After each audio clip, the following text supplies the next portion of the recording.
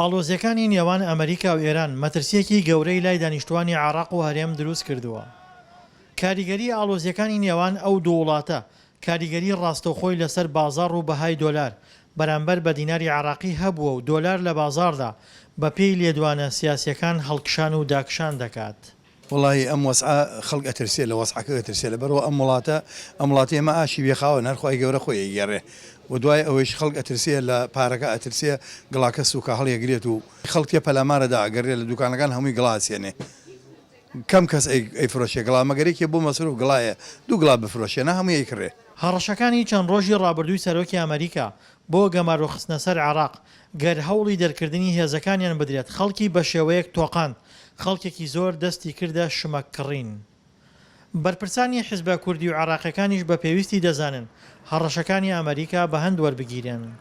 ئەگەر پێداچوونەوە لە ستراتیژێت و لە پەیوەندەکانی خۆی لەگەڵ ئەمریکانەکە کاریگەری زۆر خراپێ و قەیرانێکی مرۆیی گەورە لە عێراقا دروستە بێ. هەموو کاتێک ئەبێ ئەو هەڕەشانە بە هەند وەربگرین، هەموو کاتێک ئەبێ حیسابێکی بۆ خۆمان بکەین کەوات لە دوا ڕۆژات چیمان بەسەر دێت. کەچی ئەمە حاڵێکەوە ئێستا بەسەرمان هاتوو ئێمە هیچ دراستێکمان بۆی نەبووە.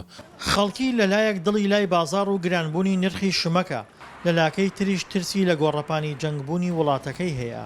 لە ڕاستیان ناکرێت بەو ترسە گەورە سەیری ئەو دۆخە بکەین لەبەرەوە کە هەمومان نزانین کە ئەوەی کەیسا حکومەکە بە تایبەتی ئەوەی لای دۆناڵد ترامپ زیاتر بەرژەوەندی ئابوورەکان تەحەکومی سیاسەت و استراتیژیای ئێستای ئەمریکاکە و ئەمە پێمانەڵەیە کە ڕەنگە ئاڵۆزەکان بە ئاراستەیەک بڕوان نەگاتە ئاستی بەرێکەوتنێکی تند. مەترسی عێراقیەکان لە جەنگ و گەمارۆی ئابووری لە کاتێکدایە دۆخی وڵاتەکەیان هەمیشە گرفتاری دەست ململانەی سیاسی بووە و شەڕ و قات و قڕی خەڵکی تەواو ماندوو کردووە. دڵشاد ئەنوەر، دەنگی ئەمریکا، کەرکووک.